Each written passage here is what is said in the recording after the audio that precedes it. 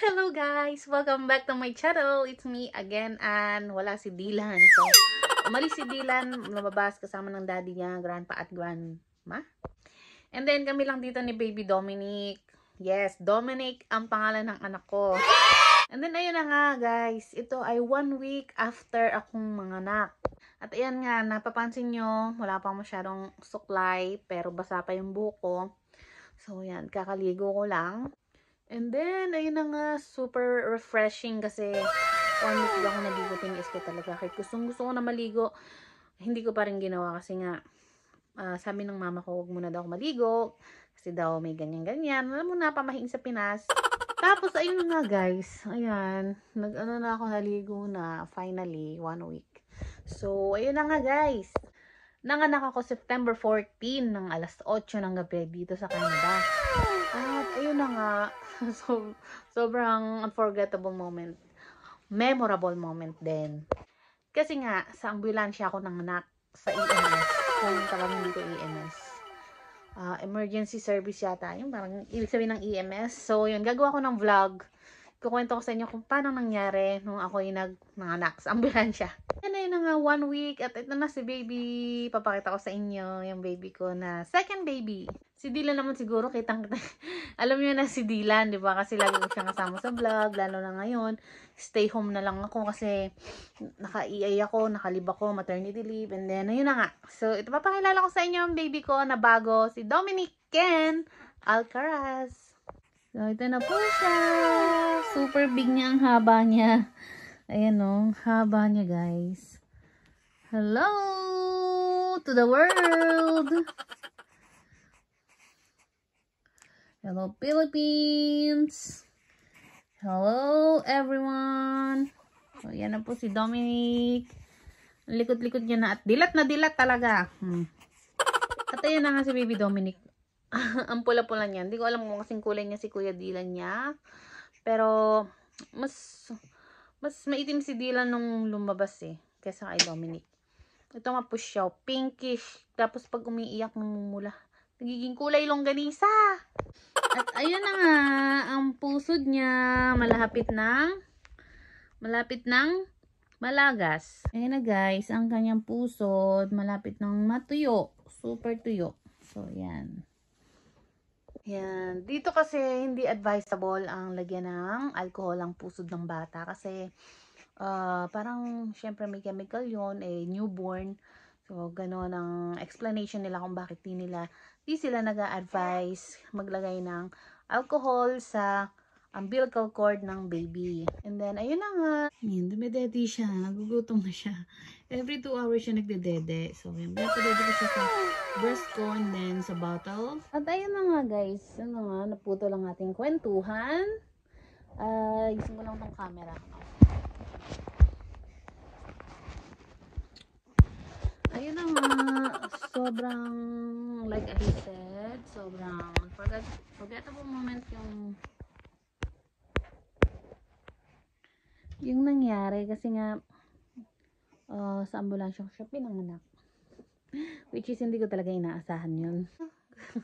Katulad ng sinabi ko yun, breastfeeding ako and then mix kasi syempre pag nag-work ako next year, gusto ko talaga mag-work hanggat maaari kasi ang daming bills talaga dito guys.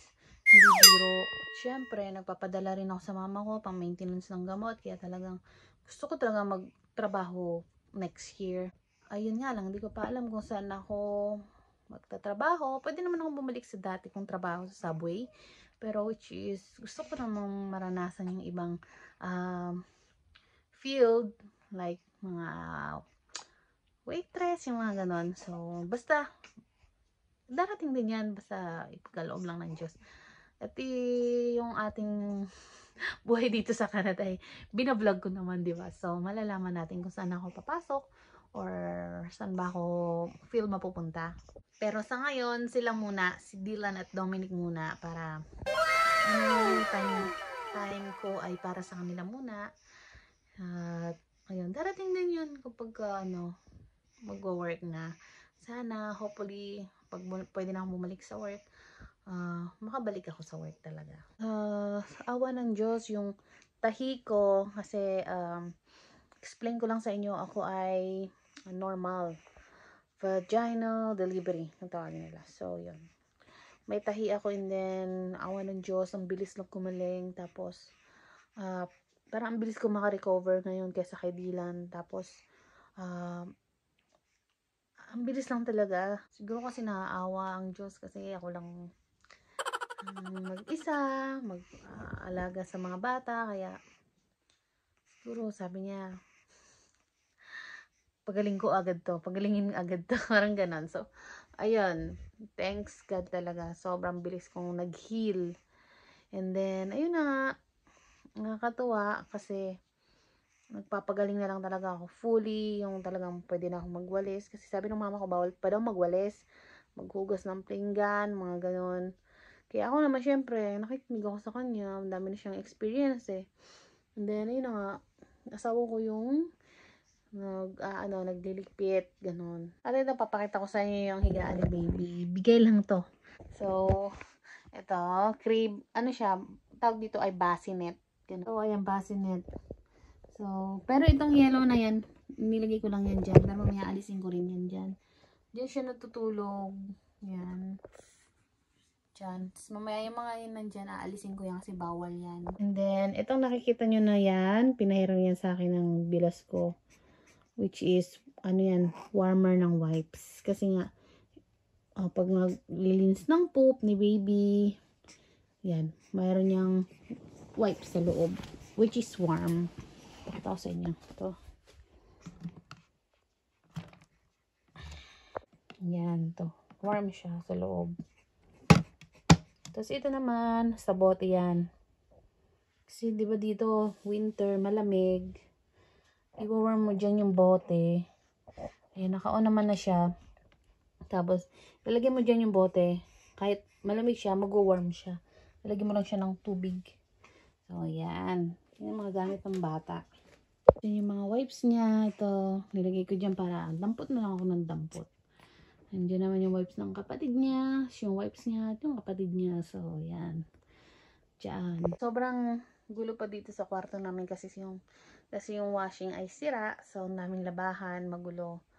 Tsaka hindi pa nga ako nakakapaglinis. Pero, buti na lang nakapagpalit kami ng bedsheet kasi every 2 weeks ako nagpapalit ng bedsheet. Kaya, yun, medyo magaan yung pakiramdam ko.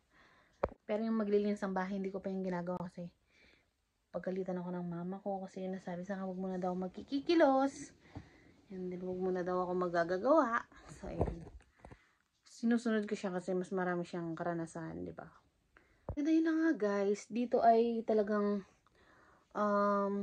di ba kasi maraming kumakalat na ang Canada daw ay hindi naman daw ganun kaganda. Mga vlog dyan, mga reels na kumakalat na ang Canada daw ay hindi maganda, ganyan.